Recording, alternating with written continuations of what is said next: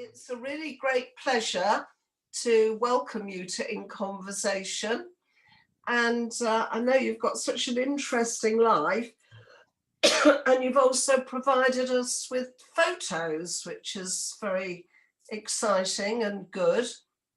So, can I just start you off with your parents' background, if you just Yes, fill us all in?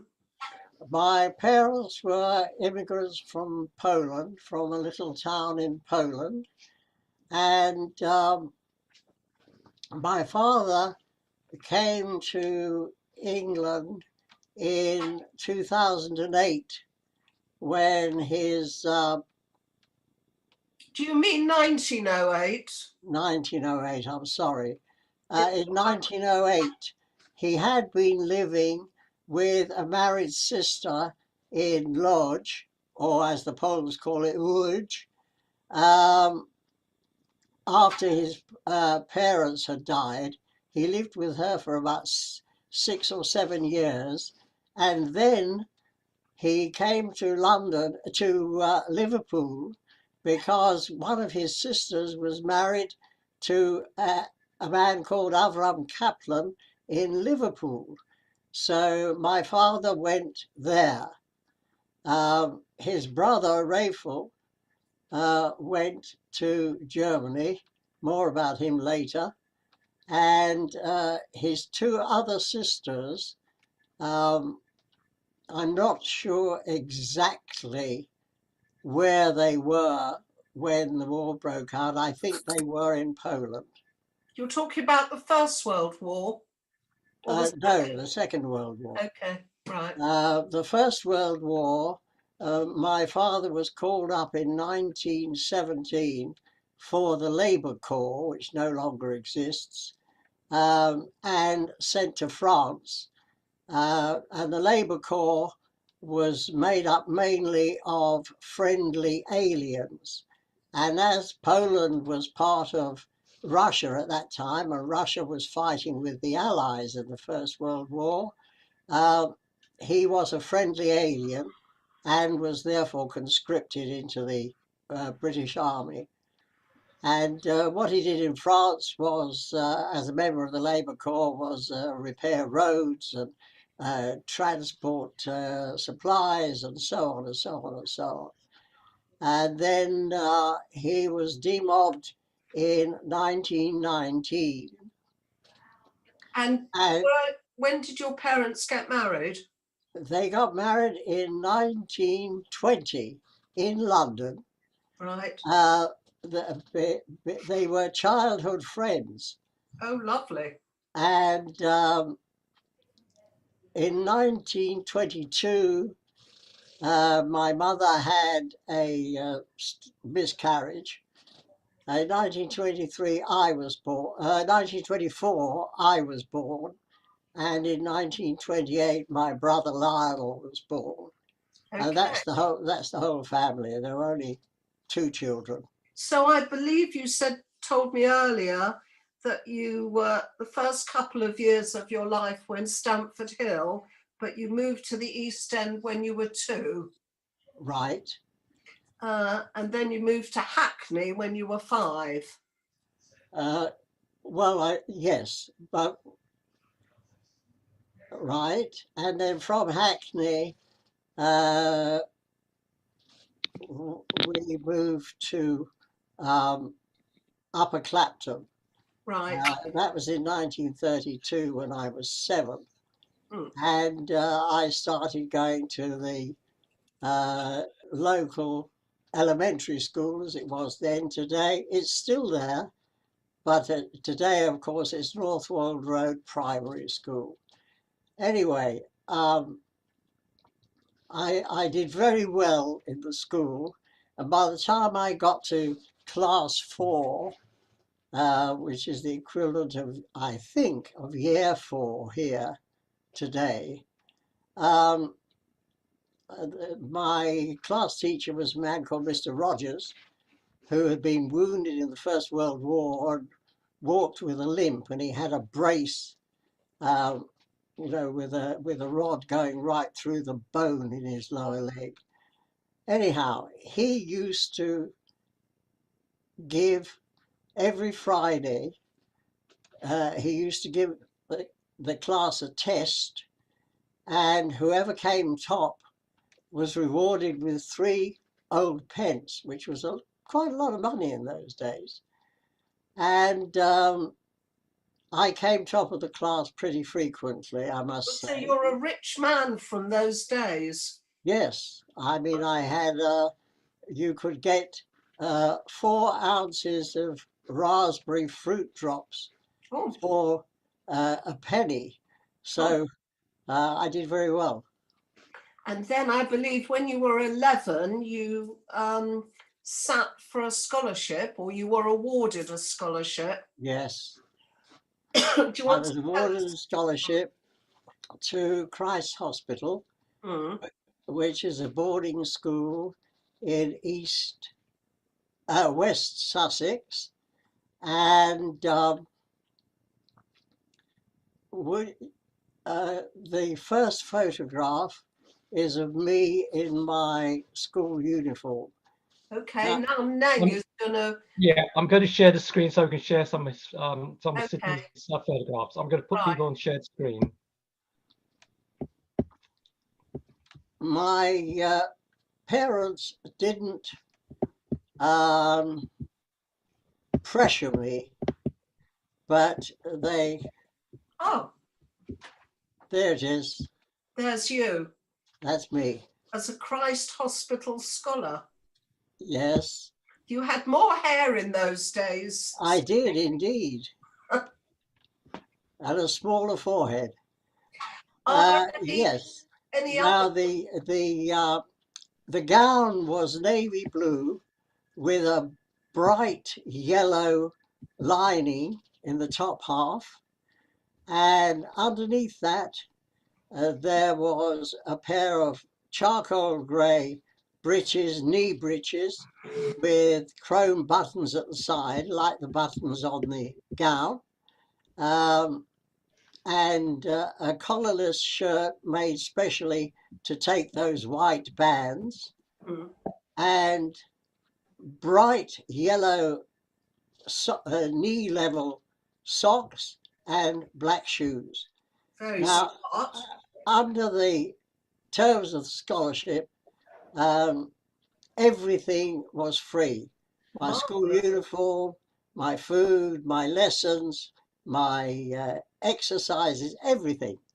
All that my parents had to pay for was a pair of slippers and my underwear. But Okay, apart from that, there was no fee of any kind. brilliant. And yes, and that's what part of what makes Christ Hospital very, well, absolutely unique. Mm, Because if I don't know what the limit is today, but in my day, if people earned more than £500 a year, they could not send their children to Christ's Hospital. Today, of course, the limit is higher, but and also the school some 30 years ago became co-educational. There was a separate girls' school in Hertford. They closed that and moved the girls to Horsham. The Christ Hospital site in Horsham, incidentally, is about 1,000 acres. So, because it's a very large school, it had then, and I think it still does today, um, something like 850 pupils. Are there any more photos you want shown now, or should we go back just? No, I don't want to show any more now. Okay, so we'll go Uh, back to the interview. okay. So what happened when you graduate? What age did you leave Christ's Hospital I School? left Christ Hospital at the age of 17 and a half. Mm,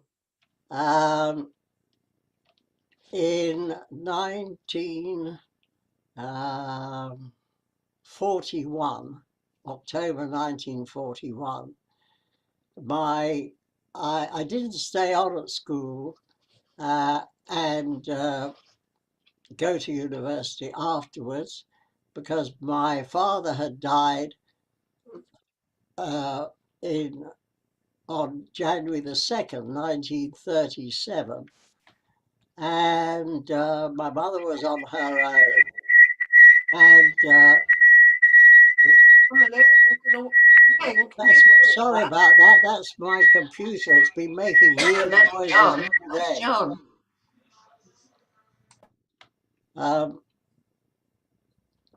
Okay. And Lionel had been evacuated to Marlborough because when he won a Christ Hospital scholarship,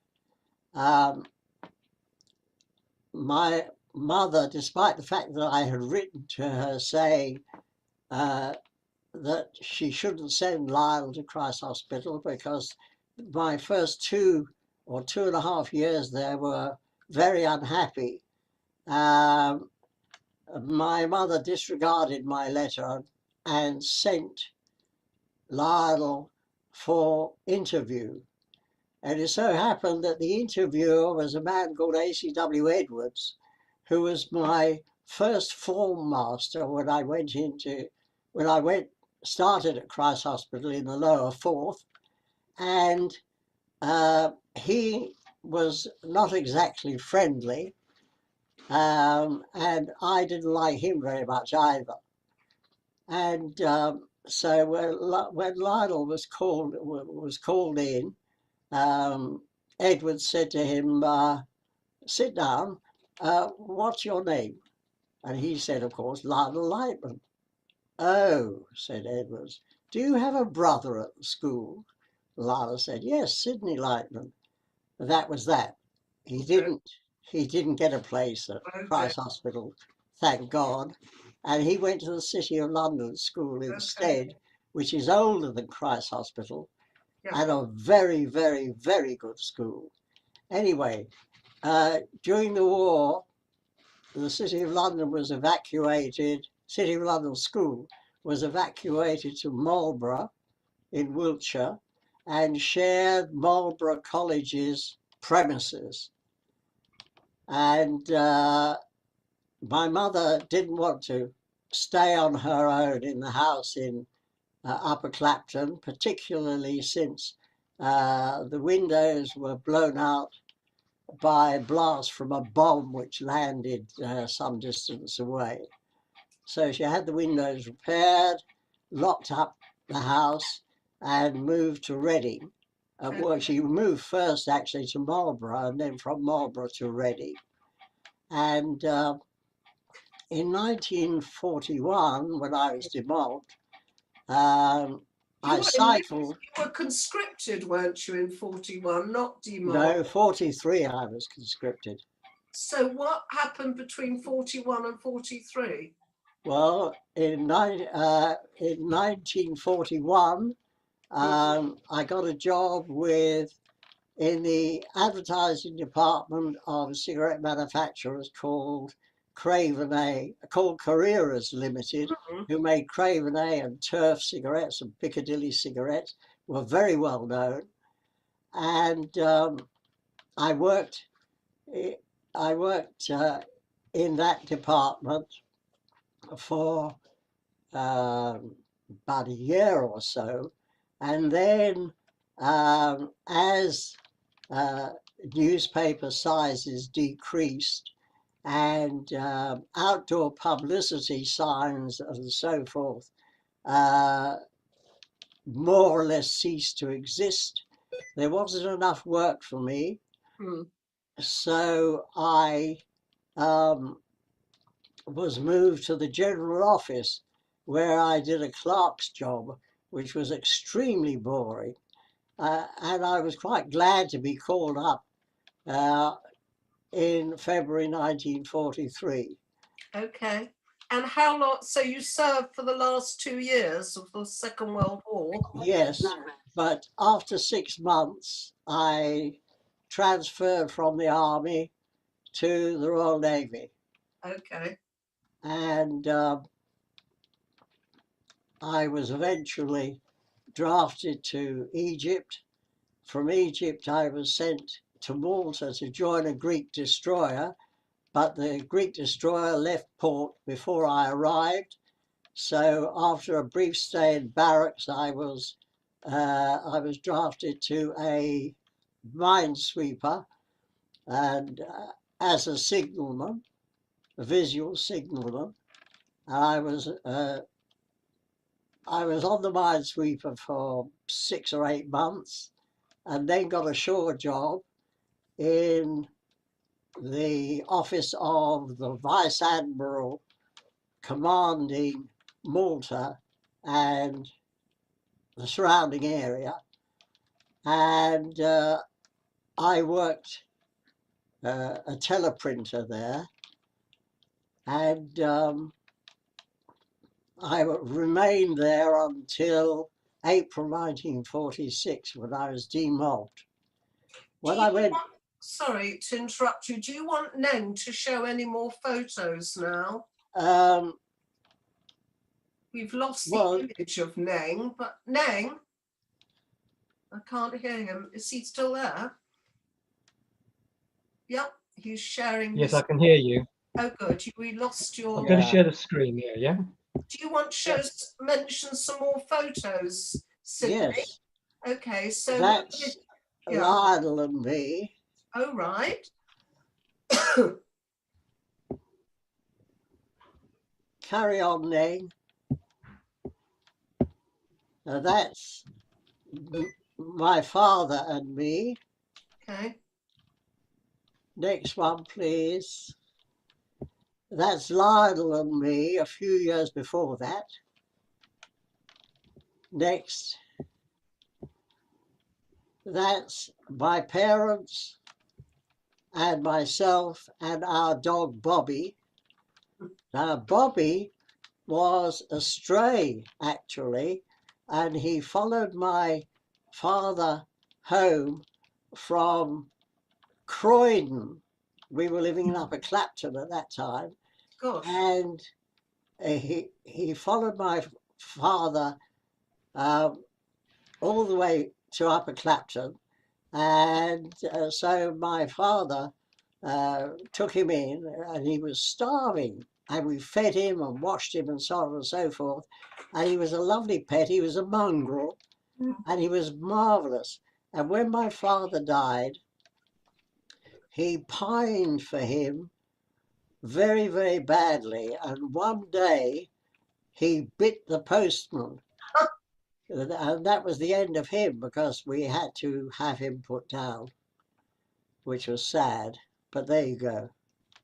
Okay. Do you want another photo now or not? I'm not quite sure what the next one is. You want to show us, Neng? Oh, yes. Now that car was sent to me as a birthday present by my Uncle Rafel, my father's brother, from Germany, and everything worked. The brakes worked, the headlights worked. You can't see them, but there are pedals, and I used to pedal it around. One of the disadvantages of it was that it was the chain wheel at the rear was a fixed wheel. So if I wanted to stop pedaling, I had to lift my feet off the pedals. But I enjoyed having it nonetheless. Okay, do you want another photo now? Yes, please. Oh. That's me in the Navy in Malta. I think that's the last one. Yes, that is. Yeah. Okay, thank you for those. Lovely, Sidney. Okay, Glad so you like them. At the end of the war, I believe you went on to the Israeli. Well, at the end of the war, I went back to Carreras, and the advertising manager said that although he was obliged by law to give me back my job, it was just impossible, because there were so many people in the advertising department who were senior to me who had come back. So as he couldn't take me into the advertising department, he would recommend me for a management training course.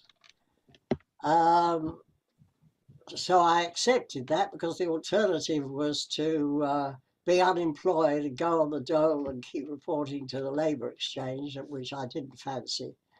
So I became a management trainee and I worked in every department in the factory and the office and the sales department and so on.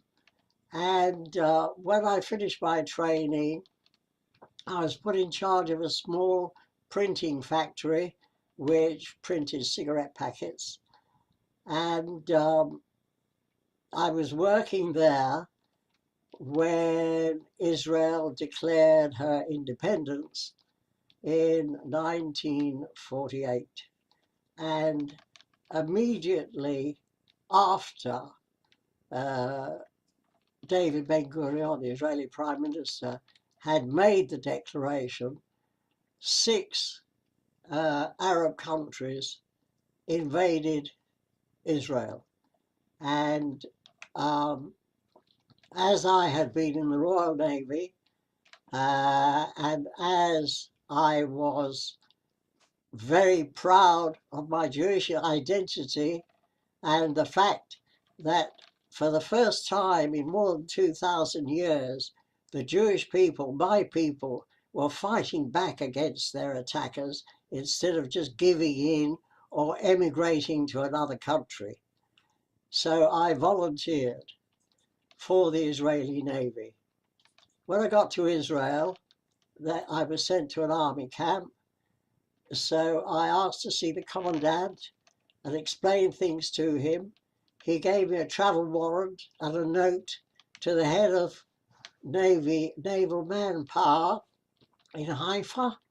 And I went up to Haifa, was interviewed by this man, and he said he was willing to accept me into the Navy, but he couldn't give me a commission because there were always a lot of Americans and they all wanted to be officers.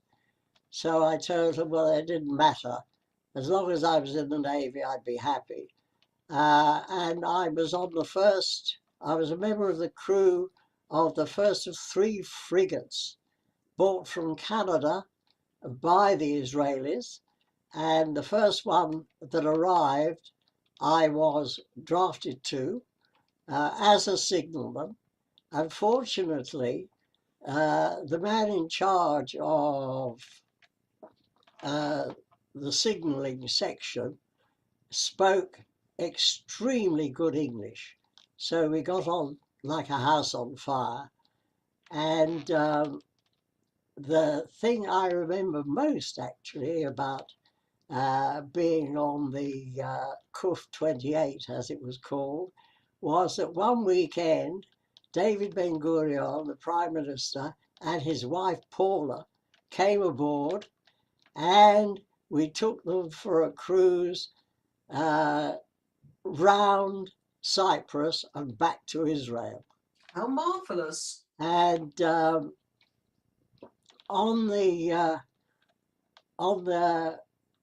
we set sail on Friday, and on Saturday, when I was on duty on the bridge, Ben-Gurion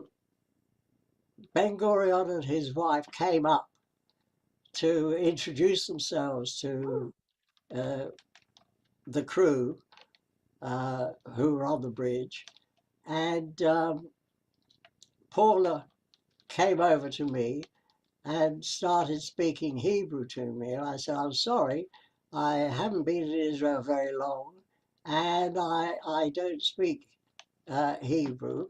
I'm going to learn it, but at the moment I don't speak it. So she started to ask me questions in English, and Ben-Gurion was behind her. And as soon as he heard that I didn't speak Hebrew, he turned on his heel and went and spoke to somebody else. Oh, gosh. But anyway, I had a nice conversation with Paula, and I'll never forget it. It was quite an occasion. How long did you stay in Israel for? I stayed in Israel for nearly 6 years. When I was demobilized, my first job, the first job that I managed to get was in a cigarette factory because of my previous experience. I was most unhappy there, but as I didn't speak Hebrew yet, you know, there was little choice for me. So I engaged a private teacher and told him, who used to come once a week, and I told him to give me masses of homework, which he did. And within 3 months, I was speaking Hebrew quite well, and of course, writing it and reading it too. And I heard that there was a job going on a daily bulletin on economic matters. So I managed to get an interview with the owner, who was actually, I mean, his main job, he was a wine merchant, but he ran this on the side because apparently in Poland, where he came from, he'd been a journalist, and his wife was a journalist still in Israel. So he used to publish this bulletin in 3 languages, German, French, and Hebrew. And the bulletin's contents were the economic articles appearing in the Hebrew press, the Israeli German language press, and the Israeli French press. Because there were a lot of newspapers at that time in Israel. And I was the man who'd been doing the English bit had left, and Mr. Levy wanted to replace him. So I went into Tel Aviv for the interview, and after about 15 or 20 minutes, Mr. Levy said to me, "Do you understand German?" I said, "Yes." "Oh, good," he said, "because my Hebrew is not terribly good." And so I thought to myself, well, if your Hebrew is not terribly good, you won't realize how bad my Hebrew is. And I got the job anyway. Well done. And what I had to do was turn up there 6 o'clock every evening. And I would find on the desk 1 or 2 Hebrew newspapers folded at the article that he wanted translated into English. And I had to précis them as I translated and type them out on a stencil so they could be printed out. So how long did you... Sorry, Sidney. The only dictionary I had was a pocket volume, English, Hebrew, Hebrew, English, which I'd received as a bar mitzvah present. It wasn't really very helpful. But as the same economic terms appeared time after time after time, after the first couple of times, I didn't need a dictionary for them anyway.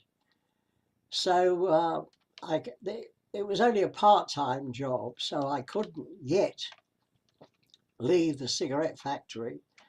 But then a friend of mine told me when I was visiting him and his wife one Friday evening, he told me that a friend of his was a Canadian woman who was assistant editor of an English language magazine called Israel and Middle East. And she was leaving the job, and she wanted to find a successor before she went. So he took me to see her, and I became assistant editor of Israel and Middle East. Marvellous. How long And did you... on the side, I used to write advertising copy in English, which appeared in the Jerusalem Post. So I was really quite busy. And also, as inflation was raging in Israel at the time and austerity was in full flow, I had to have more than one job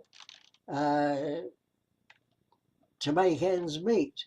So I was working on Israel and Middle East. I continued to work in the evening on this bulletin, and I also gave English lessons. Gosh, okay. How long did you stay in Israel before you came back to England? Well, I was demobilized in 1949, and in June of that year, my mother came out to Israel. And I stayed until May 1954. Okay. My mother couldn't make a go of it. She was already 60 when she arrived. She didn't speak Hebrew. The weather was very, very exhausting for her. And in 1953, round about May 1953, she came back to London. And although I have lots of family, had and still have lots of family in Israel, today, from both sides of my family, because my late wife had many, many close relatives in Israel. But despite having many family relatives in Israel, I was very, very lonely. I missed, we were a small family, and I missed my mother and Lyle, who had made it quite clear from the very beginning that he was going to stay in the UK and he was not going to. He would visit us in Israel, but he certainly wasn't going to emigrate. So, as I say, I came back in May 1954. I was out of work for 6 months or so, and then I got a job as a advertising copywriter with a small advertising agency in Fleet Street. That job lasted 6 months. And then I was out of work again, and eventually found a job as a copywriter with a cooperative wholesale society. And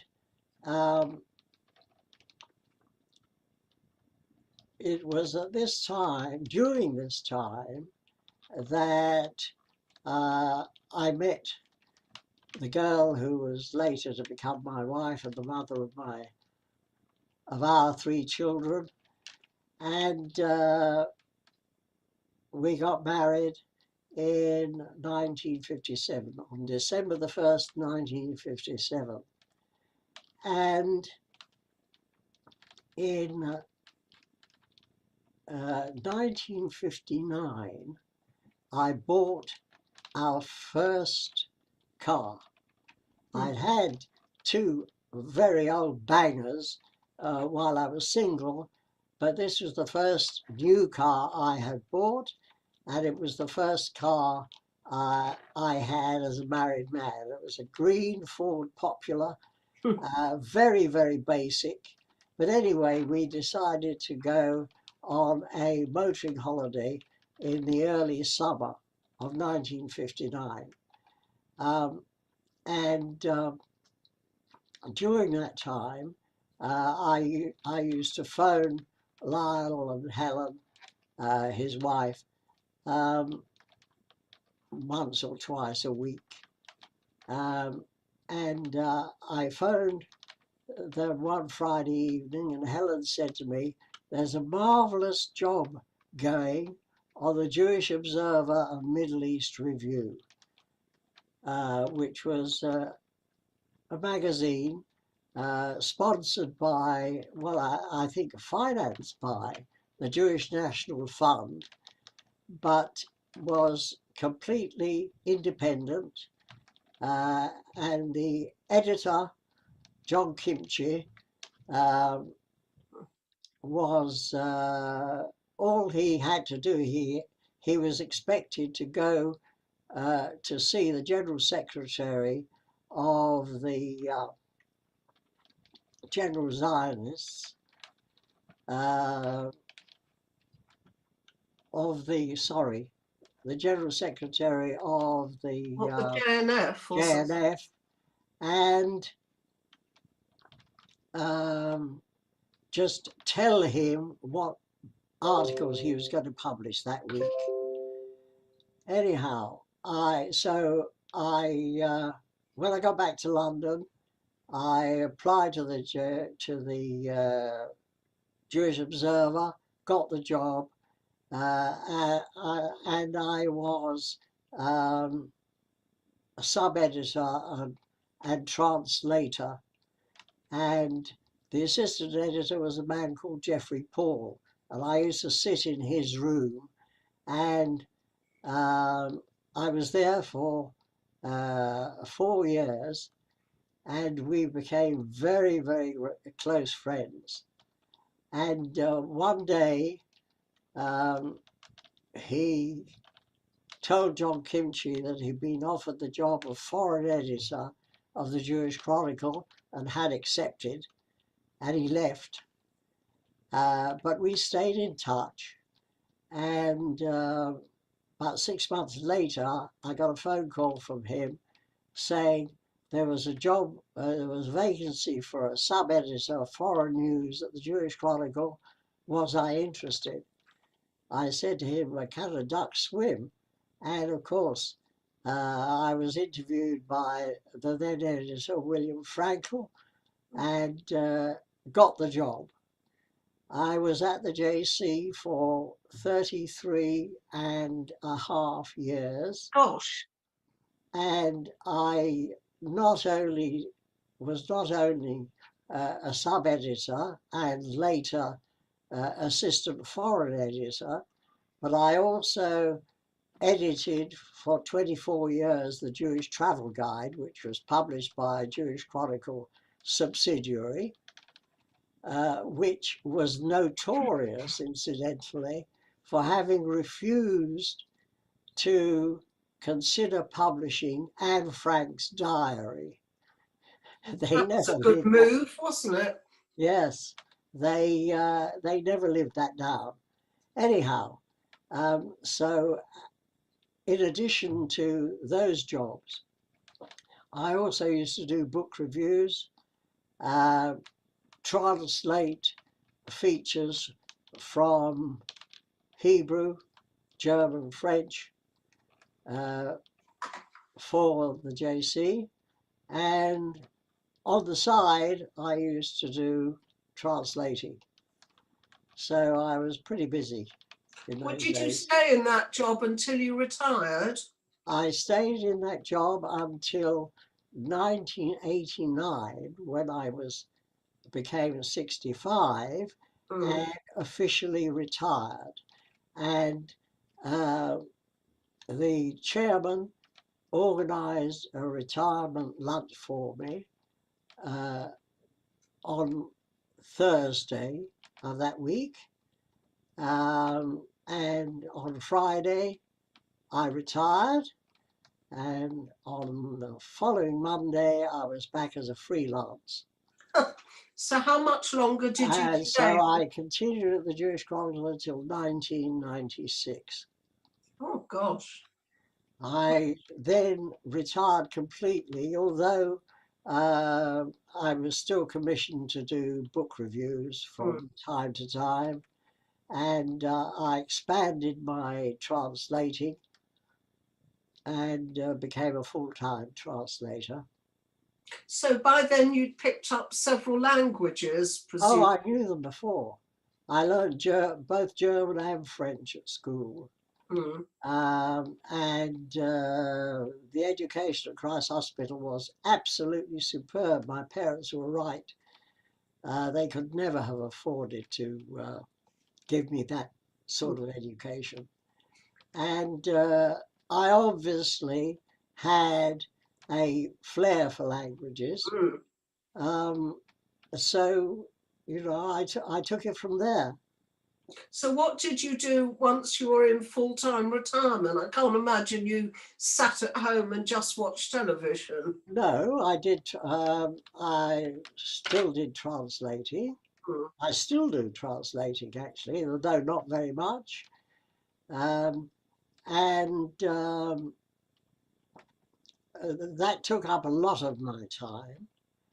And I also did a lot of reading and traveling. I went to America many times. And I believe you're quite a Yiddish speaker. yes, I picked up Yiddish actually from my parents, who ironically used to speak Yiddish to each other when they didn't want It's a familiar story. the children to understand.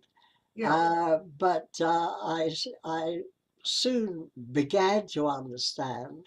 And when I went to Israel, even though Yiddish was not popular, as my Ivrit was not existent at the time, I used to communicate with people in a mixture of English and Yiddish.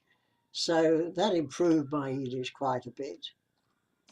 Can I now, we've just got about a quarter of an hour left. I'm wondering, Nang, are you there? Nang? Yes, I'm here. You're totally Yeah. invisible, but you've not abandoned us. I'm just wondering if people would like to ask Sidney some questions. So can you facilitate that? Yes, I can unmute everybody. Okay, I don't know who wants to ask anything. Sidney, I've got a question for you, please. Yes. Do you attribute your mental agility to your linguistic ability? Yes, I think one is part of the other. Yes.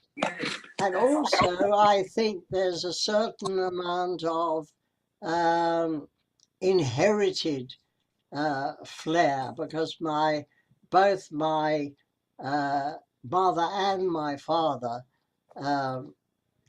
spoke German, Polish, and English, which is not bad languages. I must say your recall, Sidney, is astounding. I mean, you recall things with such clarity and you're so articulate. It's quite marvelous to listen to you. Thank you. I'm very lucky, actually, to be blessed with a pretty good memory. Seems like it. Is there anyone else who would like to ask Sidney a question? Anybody else? Nang, are you? Yeah, I'm still here. Is anybody else wanting to ask Sidney? Malcolm, you can unmute yourself. It's Malcolm here. Can I ask Sidney something? Yes, please do. Over a very long period, to what extent did you encounter anti-Semitism in the Britain of the 30s, or when you got back after the war, and compared with now, for instance? What was your impression? Well, I didn't encounter much anti-Semitism at all, actually. At Price Hospital, there was one boy who made a great thing of being very unpleasant towards me and insulting me, but he was the exception rather than the rule. And one day, when one lunchtime, we had been given Granny Smith apples for dessert. And this boy, whose name was John Nicholas Brodrib Trestrail, If you remember not all this. managed to persuade quite a few of our housemates to ambush me on the way back from the dining hall to the house and bombard me with their apples, with the result that my gown was stained quite badly. Now that was something that I wasn't prepared to put up with. So I went over to him and punched him in the stomach. And at that point, another boy called John Hopkins intervened and said, no, no, no, you've got to settle this in the proper way. And I don't know where he got them from, but he went away and he came back 20 minutes later with 2 pairs of boxing gloves. And we went to the shower room and he was the referee, and we started boxing with each other. By round 2, I had Trestrail cornered in the ring and I was really punching him to hell. And so John stopped the fight, and I never had any problems with him anymore. But about a year later, he persuaded a boy to shout jibes at me about being a Jew. And I went for this boy. I got my fingers around his throat and I got him on the ground. And I said to him, now apologize. And he said, I'm sorry. I said, that's not an apology. You apologize properly to me for insulting me and persecuting me and discriminating against me. And he did. He gave me a proper apology. And after that, we were quite good friends, actually. The school must have been terrified of you. No, I was terrified of the school because it was the first time I'd been away from home for a long period, because each term was 3 months. And also the hierarchical system was something I was totally unused to, as was the discipline. So they were the main reasons why I was so unhappy for the first couple of years. Later, as I became more senior, life became easier. And the last couple of years at school actually were fairly enjoyable. Thank you. Are there any other questions that anybody wants to ask Sidney? No? No? Yes. Philip. Yes, Philip. Who's this? Philip Brody. Hello. Hi. I've just got a question just to say that my mother lived in Upper Clapton Road. Really? Number 149. What number do you live at? I lived in Durlston Road, 51. Right. Okay. And So not far from Springfield Park. Very near Springfield Park. As a matter of fact, one of my 2 grandsons took me back to Upper Clapton some 6 weeks ago, and we went to 51 Durlston Road, and I asked him to knock on the door, and he did so, and the man of the house came to the door, and I said to him, my name's Sidney Lightman. I used to live here 90 years ago. Would it be possible for me to come in and have a look and see if I can recognize anything? Yes, of course. Come on in. Come on in. He made me very welcome. It turned out that he was a builder, so I didn't recognize any of the rooms at all. But I did recognize, I remembered that there were 2 steps down from the hall to the kitchen. Anyway, when we got into the kitchen, his daughter was aged about 12, I suppose, was there doing her homework. She made me very welcome as well. And he said, I'm sorry, my wife's not here. She's out on somewhere. She would have loved to see you. So it was very nice. We then went to Northwold Road Primary School, which was Northwold Road, as I said before, elementary school in those days. And my grandson took a few photographs. And yeah, it was a lovely day. It was a lovely day. It was a real nostalgia kick. There have been many changes, but Clapton Common hadn't changed. And the 106 bus and the 73 bus still started from Clapton Common. It was amazing. Thank you. Is there anybody else? We've got about 7 or 8 minutes left. Anybody else want to? I'd like to say that we love Sydney. How's that? Michelle? We love Sydney. I used to run the. You all love Sydney. I'm in love with Sydney. So, but I'd be very worried if I was in a relationship with Sydney that he would never get a fact wrong. I've never seen anything like it. Absolutely brilliant. What happened, Sydney? This is a rather morbid thing to say, but what happened to your father's family who went to Germany? Did they get... Rayful, he had been born in Wrocław, which when he was born was known as Breslau, and was part of the Prussian Empire. So he was a German speaker. That's why he went to Germany.